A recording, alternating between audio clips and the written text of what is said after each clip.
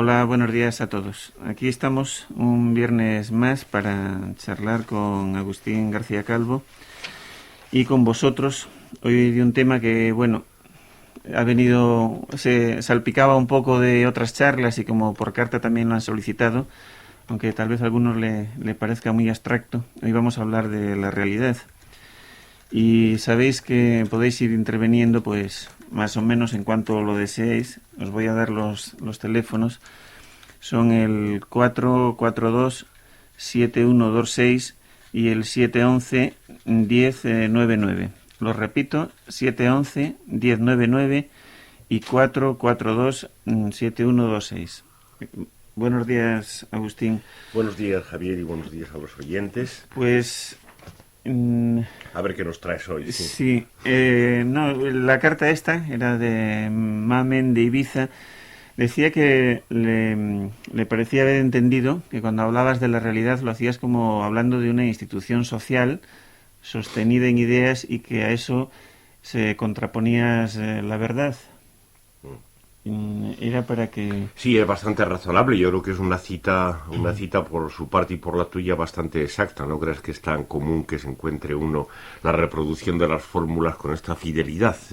Se ve que esto de la fidelidad que tanto se proclama en otras partes, como en matrimonios y así, en cuanto a las citas, es de lo más raro que se da en este mundo.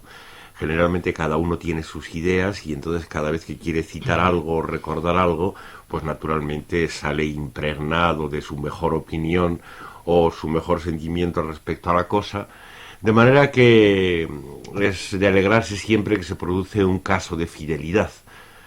En este sentido, de los otros no, mejor no decir nada por ahora.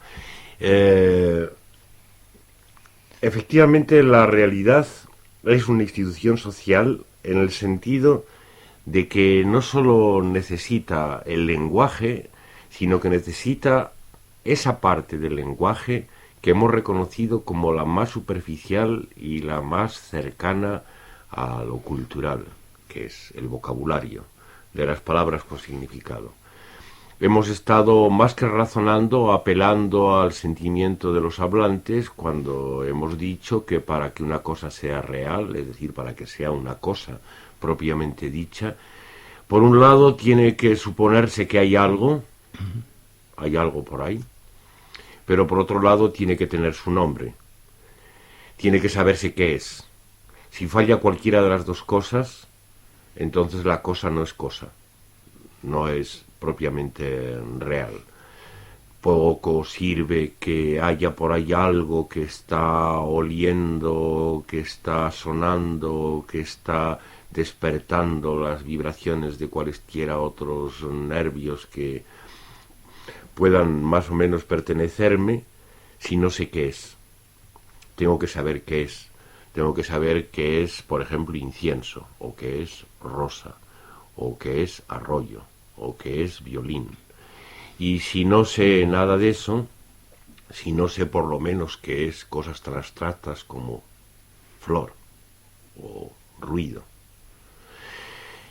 que desde luego sirven menos que las más concretas, pero que sirven. Si no sé qué es, sea como sea, es decir, qué nombre tiene, bajo qué nombre está, entonces la cosa tampoco es real. De esa manera se puede decir que efectivamente toda cosa, por lo menos a medias, por así decirlo, es una institución social, puesto que es una idea, pertenece al vocabulario de los nombres semánticos, que es la parte más superficial, más cercana a conciencia del sistema de la lengua. Y esto que se dice de cada cosa, por tanto, tiene que decirse de la realidad en general. Esto es lo fundamental respecto a realidad. Después creo que había cuestión sobre la oposición Con verdad. con verdad. Sí, eso depende de los contextos. Efectivamente, se puede decir, aparentemente exagerando, pero yo creo que no es mucha exageración, que toda realidad es mentirosa. Precisamente en el sentido que hemos dicho. Uno está encantado con algún olor, con algún ruido, Y siempre que le dicen, bueno, pues eso es incienso, o eso es marihuana, o eso es rosa, se queda descontento porque le parece que el intento de que aquella riqueza infinita de sensaciones, quede dominada por un nombre, es ya una especie de infidelidad a aquello subterráneo que había por debajo. Es por tanto una especie de falsificación. Esto, cuando se dice de la realidad en general, pues se vuelve de lo más evidente. Todos los días los dirigentes, los padres, los ejecutivos nos están apelando a la realidad. Las cosas tienen que ser así, y para que tengan que ser así se tiene que estar seguro de que son así, de que son la realidad. Y naturalmente esta realidad que ellos imponen es una realidad todavía mucho más abstracta que la realidad del nombre rosa. Es una realidad que esencialmente es futura, se demuestra que es una idea de la realidad, y por tanto cada vez que se nos está imponiendo algo como que es real, se nos está dando un cambiazo, porque al mismo tiempo sabemos que aquello que se nos impone como real no es verdad. Al contrario, está fundado en una mentira. Creo que habíamos citado alguna vez de paso la formulación de Einstein, tomado ya en el sentido más abstracto, que dice, por supuesto fuera de los libros de física, que las formulaciones de la física, cuando se refieren a la realidad, no son verdad, y cuando son verdad no se refieren a la realidad. Bien, esto es lo que más o menos nuestro oyente habría oído bastante bien y que seguiremos oyendo una y otra vez. Sí, el caso es que parece que la palabra no se suele usar de esta forma. Recuerdo, por ejemplo, el viernes pasado un oyente que te reprochaba que mucho atacar a esos entes abstractos, Estado y capital, pero que las manifestaciones, decía ella, reales del ejercicio del poder apenas las tocábamos. Ahí se utiliza la palabra más que como una palabra con significado, como si la palabra realidad fuese una flecha que señalase. Sí, ella decía manifestaciones reales, refiriendo sobre todo a los porrazos y a los tiros. Sí. Era lo que ella decía, que no nos ocupábamos más, que fue cuando tuve que decir que, claro, que no nos ocupábamos tanto porque nos parecía que eso era acordarse de Santa Bárbara cuando truena, mientras que hay manifestaciones anteriores, en cierto sentido, que son más directamente ideales, es decir, mentirosas, y que son a las que aquí nos referimos, pensando que los tiros y los porrazos son una consecuencia relativamente trivial de esa mentira profunda en que el poder está asentado.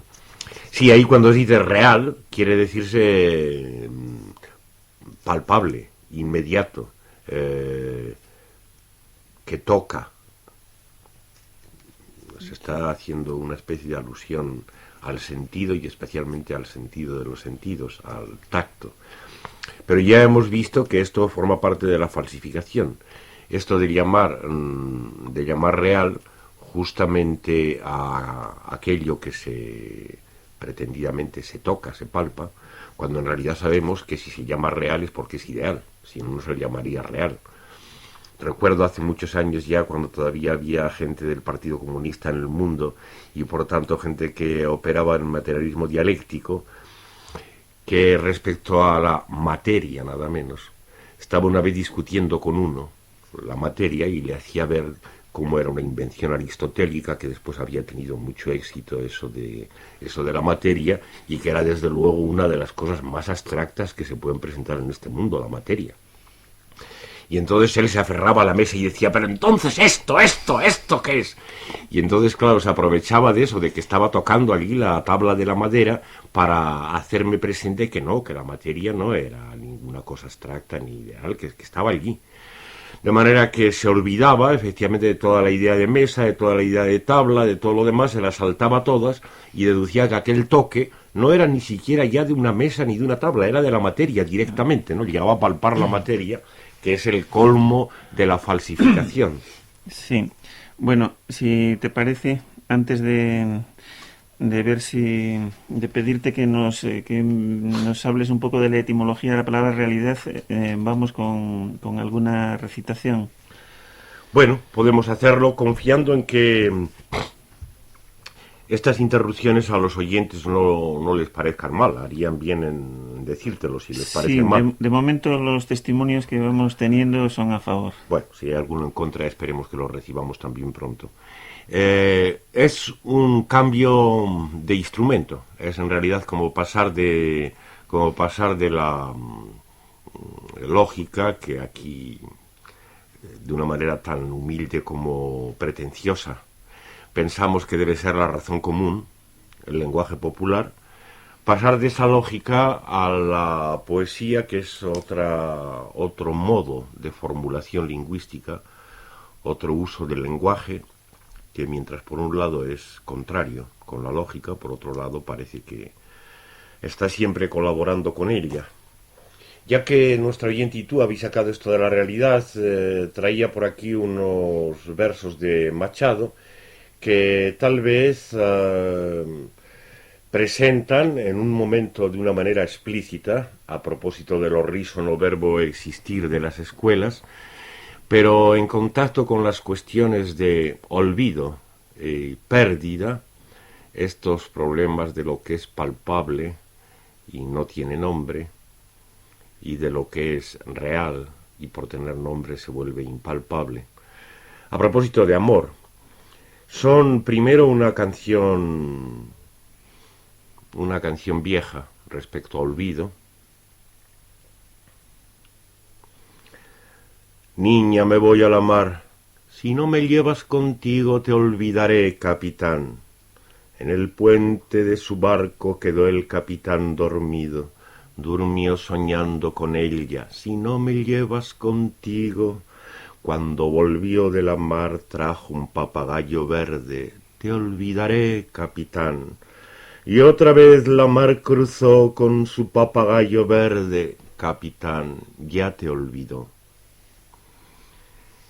Este tema, aunque la poesía no tiene tema, es el que reaparece en las producciones de Machado mucho más tarde en las canciones a Guiomar.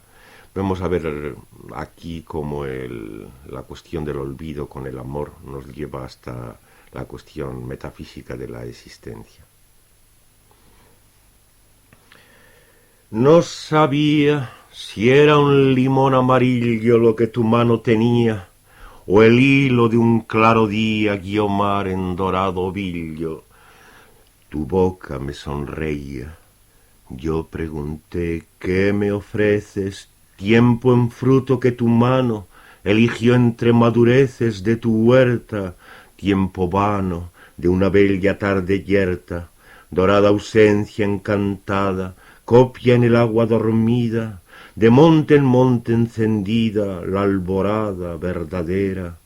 Rompen sus turbios espejos, amor, la devanadera de sus crepúsculos viejos. En un jardín te he soñado, alto, Guiomar, sobre el río, jardín de un tiempo cerrado, con verjas de hierro frío. Un ave insólita canta en el almez dulcemente, junto al agua viva y santa, toda sed y toda fuente. En ese jardín, Guiomar, el mutuo jardín que inventan dos corazones al par, se funden y complementan nuestras horas, los racimos de un sueño. Juntos estamos, en limpia copa exprimimos, y el doble cuento olvidamos. Uno, mujer y varón, aunque gacela y león, llegan juntos a beber. El otro, no puede ser, amor de tanta fortuna, dos soledades en una, ni aun de varón ni mujer. Por ti la mar ensaya olas y espumas, y el iris sobre el monte otros colores, y el faisán de la aurora canto y plumas, y el búho de Minerva ojos mayores. Por ti, oh Guiomar, tu poeta piensa en ti, La lejanía es de limón y violeta, verde el campo todavía. Conmigo vienes, Guiomar, no sorbe la serranía, de encinar en encinar se va fatigando el día. El tren devora y devora día y riel, la retama pasa en sombra, se desdora el oro de Guadarrama. Porque una diosa y su amante huyen juntos, jadeante los sigue la luna llena. El tren se esconde y resuena dentro de un monte gigante. Campos yermos, cielo alto, tras los montes de granito y otros montes de basalto, ya es la mar y el infinito.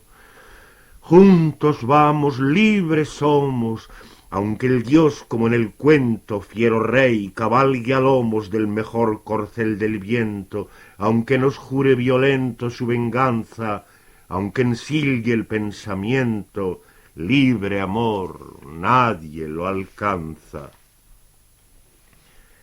Y luego, en las otras canciones a Guiomar, estas coplillas.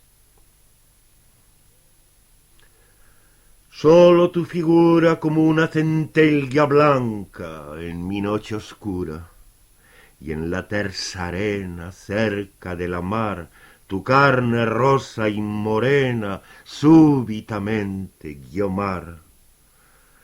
En el gris del muro, cárcel y aposento, y en un paisaje futuro con solo tu voz y el viento, en el nácar frío de tu zarcillo en mi boca, Guiomar, y en el calofrío de una amanecida loca, asomado al malecón que bate la mar de un sueño, y bajo el arco del ceño de mi vigilia, a traición siempre tú, Guiomar, Guiomar, mírame en ti castigado, reo de haberte creado, ya no te puedo olvidar. Todo amor es fantasía, él inventa el año, el día, la hora y su melodía, inventa el amante y más, la amada, no prueba nada contra el amor, que la amada no haya existido jamás. Escribiré en tu abanico, te quiero para olvidarte, para quererte te olvido. Te abanicarás con un madrigal que diga, en amor el olvido pone la sal. Te pintaré solitaria en la urna imaginaria de un daguerrotipo viejo, o en el fondo de un espejo, viva y quieta, olvidando a tu poeta. Y te enviaré mi canción, se canta lo que se pierde, con un papagayo verde que la diga en tu balcón. Muy bien, pues no sé si tenemos llamada, no sé si aplazamos un vamos poco a lo de recibirla si quieres, salvo que se te ocurra otra cosa. No, yo quería que hablases un poco de la etimología de la palabra realidad, pero no sé si exigiría un poco de extensión o...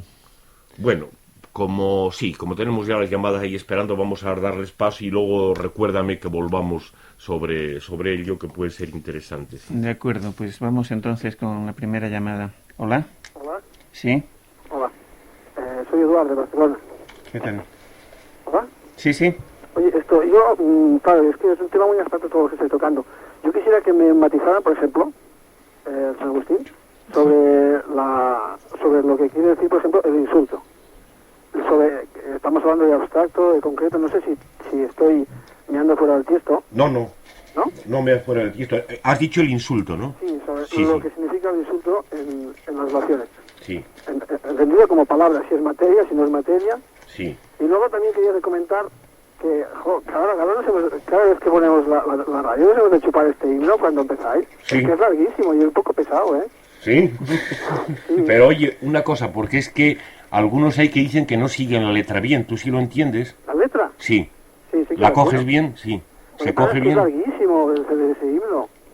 No es tan largo, ¿no? Y además desentona con la línea de Radio 3. ¿Sí? Sí. ¿Tú crees? Yo creo que sí, estoy convencido.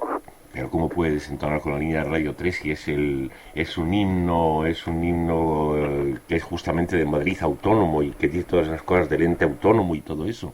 Sí, pero es que suena como, no sé, parece militar y muy largo, ¿sabes? Y no Es algo sé, militar, como tienen que ser los himnos, porque eso, mira, pues eso es la música, si no... justamente, que vaya, entonces es un programa sin himnos. Bueno, pero es que te das cuenta que ese himno, al mismo tiempo que es un himno muy serio, muy militar y muy himno, como debe ser, al mismo tiempo es un cachondeo de himno. Yo no veo tan cachondeo. Ah, ¿no? es que entonces a lo mejor no se percibe eso. Bueno, Sí. vamos a considerar, Bueno, primero del insulto. vamos a considerar tu No te lo consideres propuesta. como un insulto esto, ¿eh? Sí, Pero sí, me dice como un insulto. volvemos sobre el insulto después, Sí. pero respecto al himno, nosotros meditamos tu propuesta, que a lo mejor es razonable, tú por otra parte procura ver si lo oyes por las dos caras, Sí. Así. ¿Sobre el insulto tenías que añadir algo más? No, o sea, que me digas... Sí. Que me digas De que acuerdo. que me digas qué significa y qué significa cuando insultan. Sí.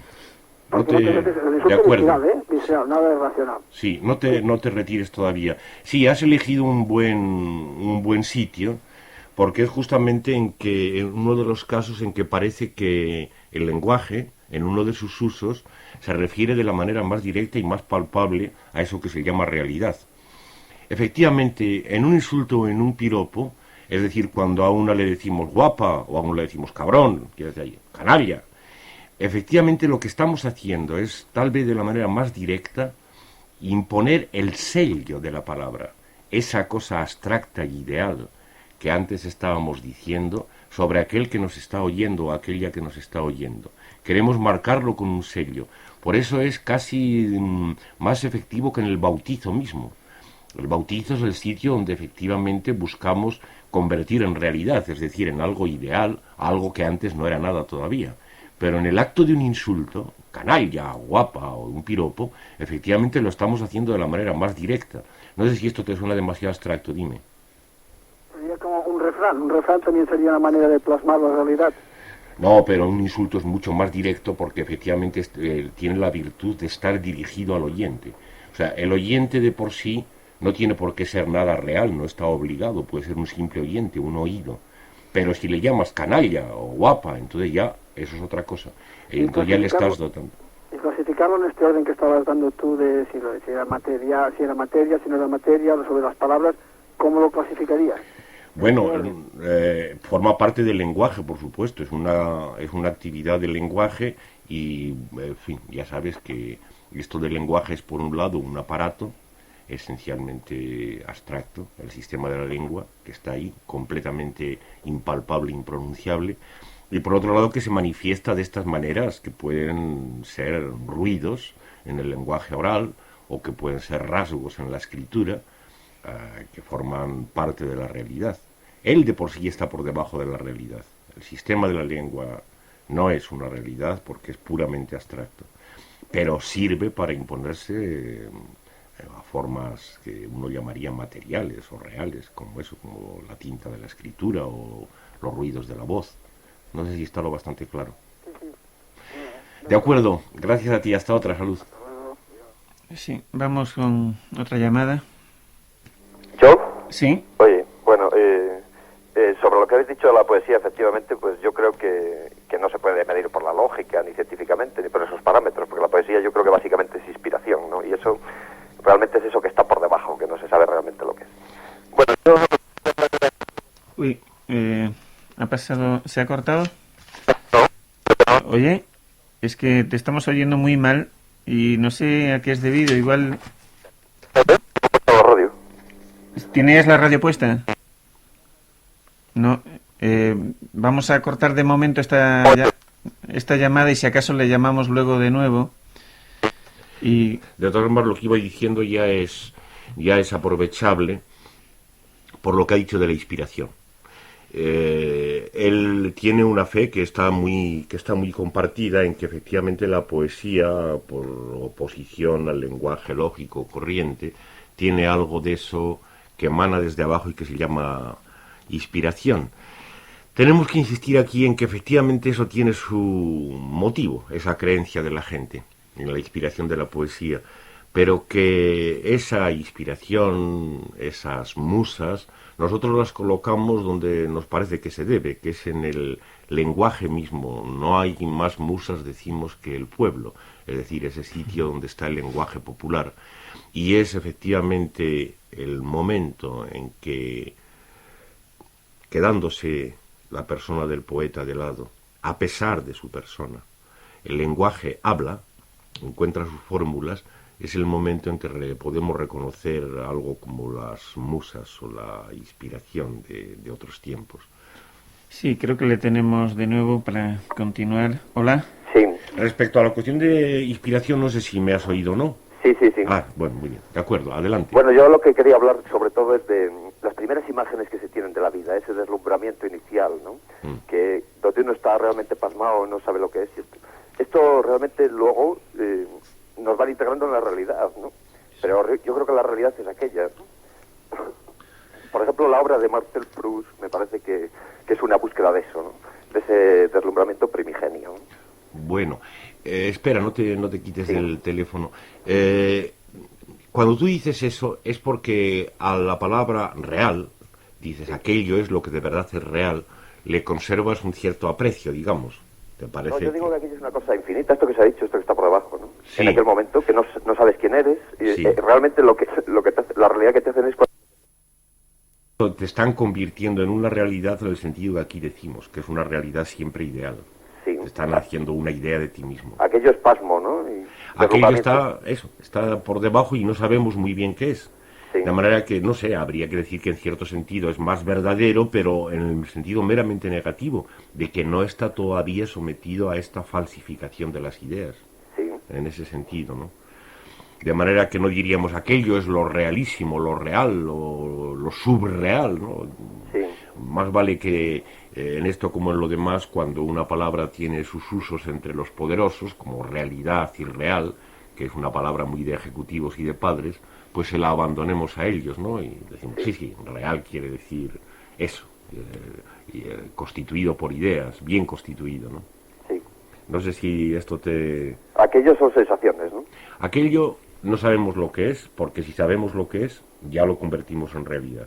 Es decir, que incluso cuando es una crítica que en medio del gran aprecio que tengo por las reflexiones de Freud hago respecto a Freud mismo, cuando de aquello empezamos a hablar y hablamos de lo inconsciente y cosas de esas, pues lo estamos convirtiendo con ese hablar mismo en realidad. Literalmente no sabemos lo que es, simplemente no tenemos ningún motivo para desconfiar de que no lo haya, de que no haya algo por ahí debajo. Sí. No sé si esto es demasiado insatisfactorio. ¿Cómo lo ves? ¿Eh? ¿Cómo lo ves respecto a ese Yo deslumbramiento? no sé, hay dos alternativas, ¿no? O integrarte o luchar contra esa integración, ¿no? Y parece ser que son las dos posibles. Lo que pasa es que aquello parece que ya no, porque ya tienes que saber quién eres y cómo te llamas. Eso te lo meten muy dentro, ¿no? Sí, sí. Y el dejarse, pues, no lo sé, pasarse, ¿no? Como decíamos con el otro oyente, antes te lo meten en primer lugar con el bautismo. Es decir, te dan un nombre que acaba por ser un documento de identidad. Es decir, te están convirtiendo en un ente bien real. Y después encima te están insultando a cada paso o lanzándote piropos, que es lo mismo para que te acuerdes bien de cómo eres, de manera que efectivamente hay que luchar contra eso, ¿no? Esta lucha es la lucha que aquí nos traemos, a la que más que referirnos a ella, tratamos de hacer cuando buenamente podemos. Y únicamente pensamos que eso que has dicho, ese deslumbramiento primigenio que has recordado muy bien, y todo eso que puede haber por debajo tiene que operar algo así como el motor, el movimiento de esa lucha, ¿no? Está por debajo de la realidad y por tanto puede actuar contra ella, algo por el estilo, ¿no? Sí. A veces hablamos del corazón, así de una manera metafórica para aludir a todo eso, sí. Bueno, de acuerdo, pues gracias por estas imágenes de ese deslumbramiento primigenio, que es otra de las guías del paraíso, y hasta otra. Salud. Hasta luego. Bueno, si te parece, aprovechamos ahora un ratito mientras Sí. llaman a otros Sí. oyentes y nos hablas un poco de la etimología de realidad. Lo más importante es relacionarla con la etimología del verbo existir.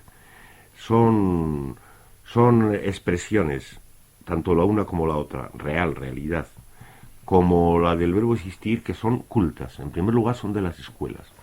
Son cosas que no nacen en el lenguaje popular, sino en el lenguaje de los cultos, lo cual es una cosa muy distinta. Y que después, sin embargo, han llegado a imponerse con un éxito comparable con pocos otros éxitos. el éxito del existir y de la realidad y de lo real es verdaderamente aplastante. Podemos sospechar, aunque yo sigo sin tener tiempo de haberlo estudiado muy detenidamente, que lo de realidad empieza a surgir en locuciones de esas en las que se dice en realidad.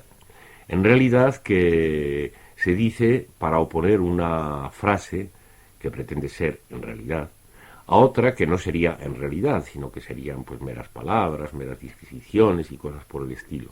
De manera que cuando se dice en realidad por antítesis con otra cosa, se está queriendo a algo que después de todo siguen siendo palabras, porque en realidad usted no deja de ser un trabajador.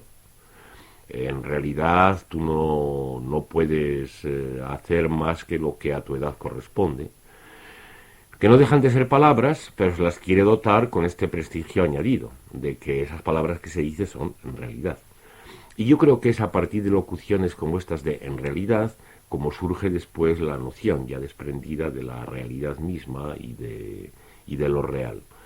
Entonces los teólogos medievales usaron mucho de esto, de la realidad, y respecto a Dios, al ente supremo, pues la aplicaron en superlativo. Le llaman a Dios ens realissimum, el ser, el modo de ser o el ente más real.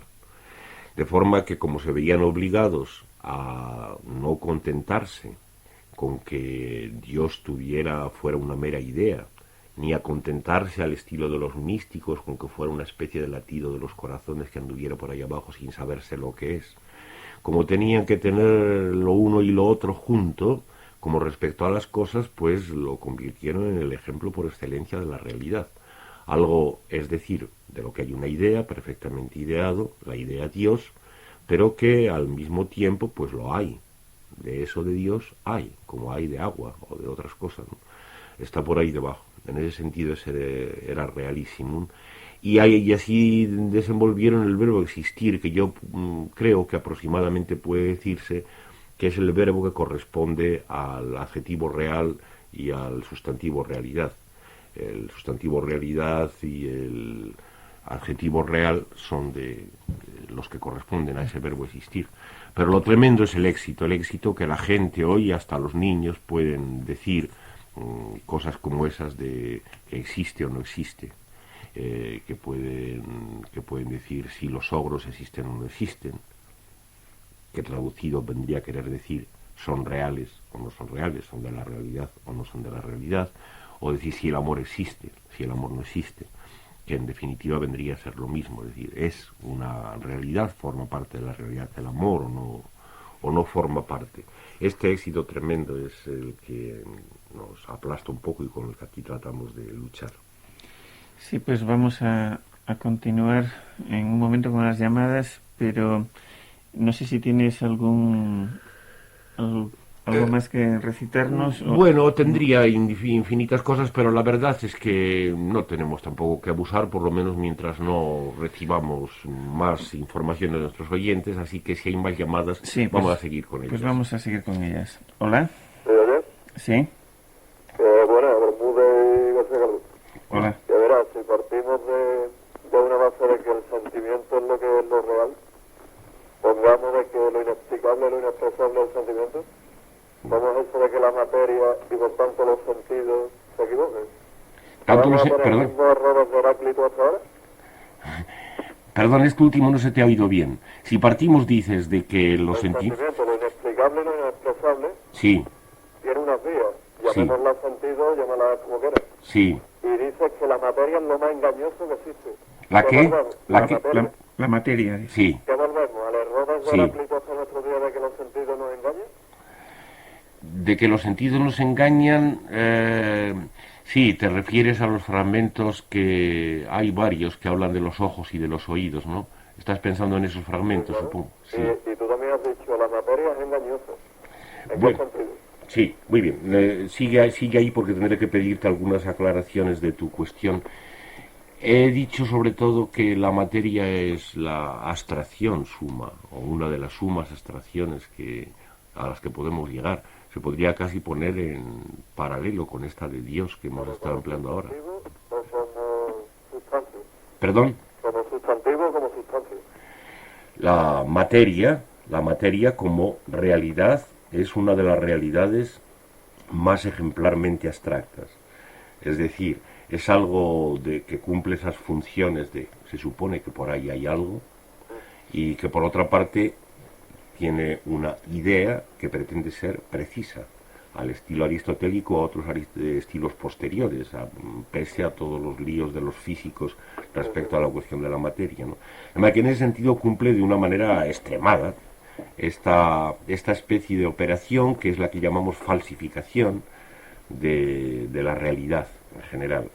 De manera que hablamos más bien que de que es mentira o de que es una falsedad, porque eso más bien se dice de las predicaciones. Hablamos de la falsificación inherente a esto, ¿no? Pero es que eso es el punto que no cojo. ¿Inherente a qué? A la realidad, a cualquier cosa que sea cosa, en el sentido de real. ¿Pero en el sentido expresado por lenguaje o en el sentido de que existe o no existe? Pero es que existe o no existe, como antes hemos dicho de Dios, es justamente el verbo que corresponde a la noción de realidad. Sí, de acuerdo, pero es enmarañarte en el lenguaje. ¿Cómo? Es enmarañarte en el lenguaje, ¿no? No, estamos enmarañados, ¿eh? Aquí estamos haciendo un intento por desenmarañarnos, pero estamos enmarañados, y ahora mismo he hablado del éxito aplastante de eso, del verbo existir y de la realidad. Esa es la maraña en la que estamos metidos, ¿no?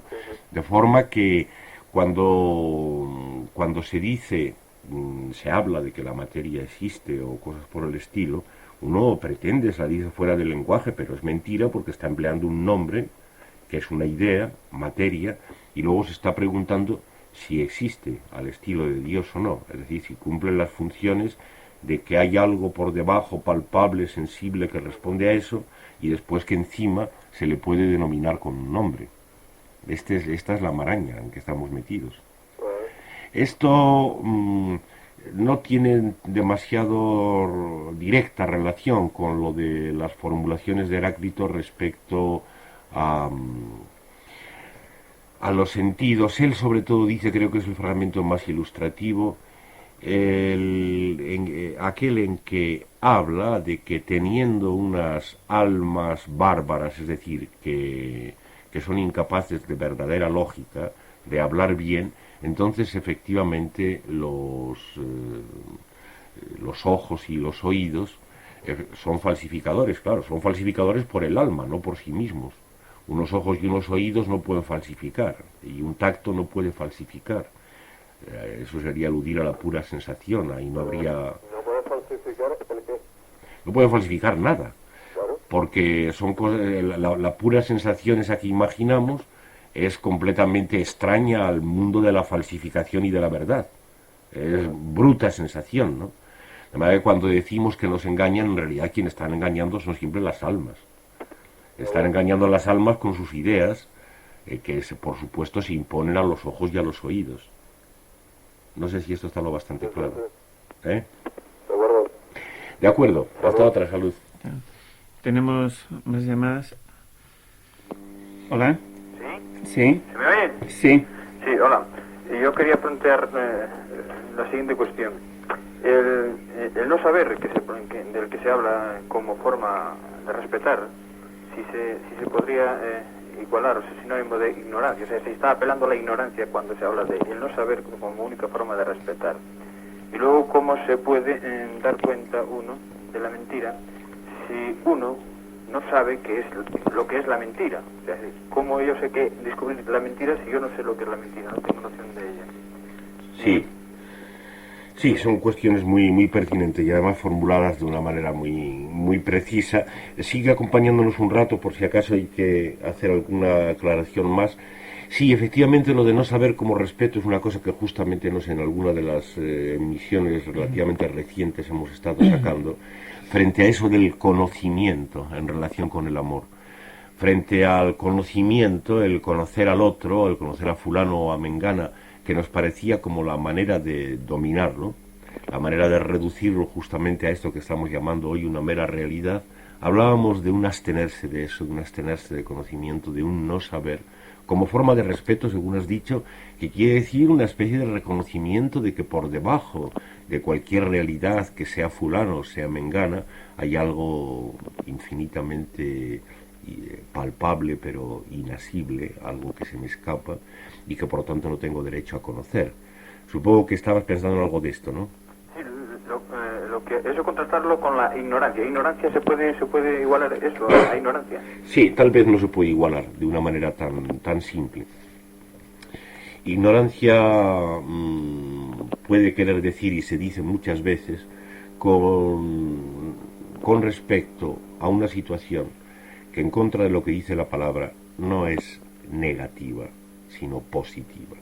Es decir, debería poderse decir, debería decirse nada más ignorante del que no sabe, y entonces tendríamos que igualar. Pero la verdad es que muchas veces cuando decimos ignorante, hacemos alusión más bien a eso que se dice en el fragmento de Heráclito, de la falsificación que las almas, las ideas privadas de cada uno imponen hasta sus ojos y a sus oídos. Estamos hablando, llamamos ignorante al que simplemente se lo ha tragado todo, una cosa perfectamente positiva. Ignorante de ti que no te has dado cuenta de la contradicción que había en eso del existir o en eso de la realidad que estás manejando, sin embargo, como si supieras lo que quiere decir. De manera que, claro, dado que ignorancia se emplea de las dos maneras, pues no se puede equiparar, ¿no? Muchas veces la verdad es que ignorancia no alude a nada negativo, sino a algo positivo. Es decir, ignorancia quiere decir creencia, una especie de memez o gilipollez que consiste en habérselo tragado y en creérselo. No sé si... Sí, y luego la otra cuestión de ese no saber no puede ser una dificultad, un impedimento para darse cuenta de la mentira, descubrir la mentira. Claro, la ambigüedad es la misma que respecto a ignorancia. Saber puede tomarse, por el contrario, de una manera meramente positiva. Entonces saber es lo que se quiere hacer que los niños aprendan en las escuelas, es decir, una continua imposición de conocimientos positivos, es decir, de ideas. Y eso es lo que reconocemos como un verdadero estorbo. Pero claro, también puede decirse saber en el sentido de la pura inteligencia que identificamos con la razón común o popular, que es justamente el darse cuenta, el descubrir. Un saber que es el descubrir. Y descubrir quiere decir rasgar las ideas establecidas. Que no estaba antes, que no se sabía, que se descubre. Que antes no se sabía en el sentido de la ignorancia positiva, en el sentido de que uno se creía tal o cual cosa. El descubrimiento consiste en la rotura de esa creencia. Bien, pues nada más, quería preguntar si tenéis noticias de la gente que hacía caravana de hormigas. Y un saludo para toda la audiencia. Sí, pues sí, están por la casa y de momento sin ningún programa. Bien, pues saludos para ellos. De tu parte. Saludos. ¿Tenemos otra llamada? ¿Hola? Hola. ¿Qué hay? Vamos a ver, quería plantear veo como una contradicción en algo de lo que dice Agustín, que es que, vamos a ver, por una parte parece que todos nuestros males vienen de lo de dar nombres a las cosas y de convertirlas en ideas, ¿no? Todo eso de convertir los sentimientos en ideas y tal. Sí. Y por otra parte parece que alguna vez has dicho que el lenguaje pertenece al pueblo o es del pueblo. Sí. Y por otra parte también a veces se ha dicho que, bueno, parece que el pueblo es lo positivo, donde, bueno, no es lo negativo, pero... Sí, ya. Pero ¿qué es donde podemos esperar alguna liberación o lo que sea? Sí. Y siendo el autor de eso, que es aparentemente la fuente de todos nuestros males, que es lo de dar nombre, dar idea, Sí. pues no sé qué pasa con todo eso. Pues muy bien, sí, está muy bien planteada la contradicción. Es una contradicción, por otra parte, pues muy verdadera, ¿no?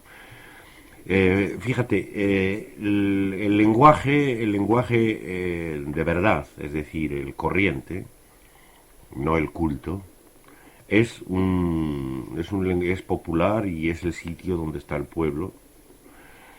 Y efectivamente es de donde podemos esperar algún aliento de liberación contra la falsificación a la que llamamos realidad. Pero este sistema del lenguaje, no sé si aquí ha salido alguna otra vez, tiene estratos, tiene estratos, porque lo más profundo es la gramática, la fonémica, las reglas de sintaxis, de las cuales nadie personalmente sabe nada, pero precisamente porque no lo sabe, pues funciona en él, sin dificultad ninguna, todo el mundo sabe hablar. Y luego hay capas superficiales, entre las cuales está esa del vocabulario, donde están los nombres. Y estas capas más superficiales son las que están más cercanas a la cultura y por tanto que se acercan también al lenguaje de los cultos, que es el más esencialmente falsificador. El lenguaje entonces se nos aparece, por esto te decía que la contradicción es verdadera, como encontrado consigo mismo, en una pugna. Y efectivamente esa pugna está ahí. El lenguaje en cuanto lógica, en cuanto discurso, en cuanto razonamiento, en cuanto ejercicio de razón común y popular, es una continua destrucción de las construcciones que en el campo del vocabulario se han establecido. Sobre todo en el campo del vocabulario organizado por los cultos, pero ya también hasta en el vocabulario de las personas de más baja estofa y que también tienen sus organizaciones, ¿no? Así que el uno va contra el otro. Un razonamiento que marcha bien lo que hace es poner en duda y destruir esa construcción del vocabulario, que después de todo es lo mismo que la realidad. No sé si esto, si sé tu testimonio para el resto de los oyentes, de si está lo bastante claro. Bueno, más o menos. Lo que pasa es que por una parte se puede entender y por otra queda como muy abstracto, ¿no? O sea, un vocabulario una gramática sin vocabulario, no sé, casi... Sí, ahí toca con el dedo una llaga. Yo en los últimos tiempos he llegado a ver que, puesto que hay que suponer que por debajo de las lenguas particulares hay una especie de lengua común, un lenguaje general, que es, después de todo, algo de eso que tiene que suponerse que los niños traen a este mundo, porque si no trajeran esa gramática general no podrían aprender la gramática de ninguna lengua. Respecto a ese lenguaje general o común, he tenido que llegar a ver que ese carecería de vocabulario. Es decir, sería una especie de aparato en el que, de vocabulario semántico, quiero decir, aquí hay que distinguir, porque hay otra parte del vocabulario como la negación, no, y el interrogativo, qué, y los mostrativos como esto, aquel, yo, tú, me, mí, conmigo, y los cuantificadores como todo, nada, algo, poco, mucho, 3, 4, 5, y demás, que esos son comunes a cualquier forma de lenguaje y por tanto tienen que estar en el lenguaje general, pero en cambio carecería de vocabulario semántico. Es decir, allí no habría ni rosas, ni mesas, ni Dios, ni existir, ni realidad, ni nada. No habría vocablos semánticos. Es un aparato de lenguaje general que tendría que tener reservado ese sitio. Tendría que tener un sitio para el vocabulario semántico, puesto que todas las lenguas tienen un vocabulario semántico. De manera que la lengua general tendría que tener un sitio para el vocabulario semántico. Pero ninguna lengua coincide del todo con otras en cuanto a la organización de la realidad, que es el vocabulario semántico. De manera que tenemos que deducir que en la lengua general ese sitio está vacío. Esta es la manera, y claro, aquí lo que llamamos más lenguaje popular de todo es ese lenguaje general, que consiste en aquello que está lo más alejado posible de nuestras conciencias, aquello que es la gramática, la sintaxis, la fonémica, la prosodia. Ahora lo he puesto más abstracto todavía, me parece, pero me estabas llevando a ello, ¿no? Nos estás escuchando, bueno, parece que debía estar escuchándonos ya por la radio. Seguimos con más llamadas. Hola. ¿Es a mí? Sí. Mira, estoy escuchando un poco por casualidad el programa porque resulta que tengo un gripazo enorme. Entonces, no lo he escuchado desde el principio, pero en relación con el lenguaje y la realidad, me gustaría plantearle hacia el Calvo una cuestión que se me ha ocurrido ahora. Y es qué relación hay entre lenguaje, realidad y mercado. Es decir, si la sociedad de alguna forma, a través del mercado, forma el precio de las cosas, pues probablemente también la sociedad, a través del mercado de las palabras, dará significado a las palabras. y a través de ese mecanismo del mercado que en unos casos da precio y en otro caso da significado a las palabras, pueda haber fraude tanto en el precio como en el significado de las palabras. Y de esa manera, pues por ejemplo, las palabras cuyo significado parece más claro, como democracia, amor, justicia, etcétera, etcétera, sean en donde más fraude existe y qué forma habría de combatir esto, que es una batalla que probablemente está perdida de antemano. Bien, muy bien. Yo creo que has dicho la cosa de una manera muy clara. Nuestros oyentes lo habrán recogido y no te voy a hacer quedarte más rato en el teléfono porque además tienes gripe y esto de la gripe forma parte de eso, de la realidad. Es una cosa muy lamentable, por tanto es un ente ideal, eso no cabe duda. Tú lo estás padeciendo al parecer en tus carnes, pero eso no le quita para nada para que sea un ente ideal. Es un ente ideal curioso, por otra parte, porque como la medicina no sabe lo que es realmente, y incluso en el lenguaje popular las distinciones entre catarro, resfriado, flu, como se dice oye los ingleses, y gripe, y trancazo, y hasta neumonía que te mata, no son nada claras, pues resulta que es una realidad típicamente indecisa, pero que por ello mismo, tal vez, tiene esta virulencia con que nos ataca. Seguramente, y esto ya toca a tu tema, si esa enfermedad estuviera constituida semánticamente de una manera muy precisa, a lo mejor era más fácil atacarla. Pero a ella, lo mismo que también al cáncer, le sucede esto, que ni siquiera los doctos la tienen bien catalogada semánticamente. Entonces eso tal vez tiene la relación con el hecho de que sea tan incurable y tan virulenta la una como la otra. Bueno, tiene relación con lo del mercado que has hecho muy bien en sacar, y ya digo que apenas hay más que decir a los oyentes que te oigan o que te hayan oído, porque lo has dicho muy claro, esa relación entre las palabras y las monedas. Hay que añadir únicamente que esta constitución de la realidad por medio de palabras, por medio de nombres, para que venga a dar en esta institución fundamental del mercado y por tanto del capital, se requiere que de otra región del aparato del lenguaje, del sitio donde están los números, haya también una intervención. Lo importante es que las cosas vienen a ser tanto más cosas, tanto más reales, cuanto más se las cuenta. Esa es una de los fundamentos de la institución del mercado y del capital, hasta en las formas más primitivas. Las ovejas empiezan a ser reales ideales, es decir, se desarrolla la idea de oveja en la medida que se las cuenta en el rebaño, que pueden formar conjuntos. Y así en todo lo demás, es como si la configuración de las realidades, de cada realidad, se consiguiera por una especie de colaboración entre el nombre, que es la idea, y el cómputo que está proporcionado por la serie de los números. Así es como funciona el mercado, que en efecto es la forma por excelencia de la realidad. Y se puede decir, como tú has dicho, que ya en el empleo mismo del lenguaje hay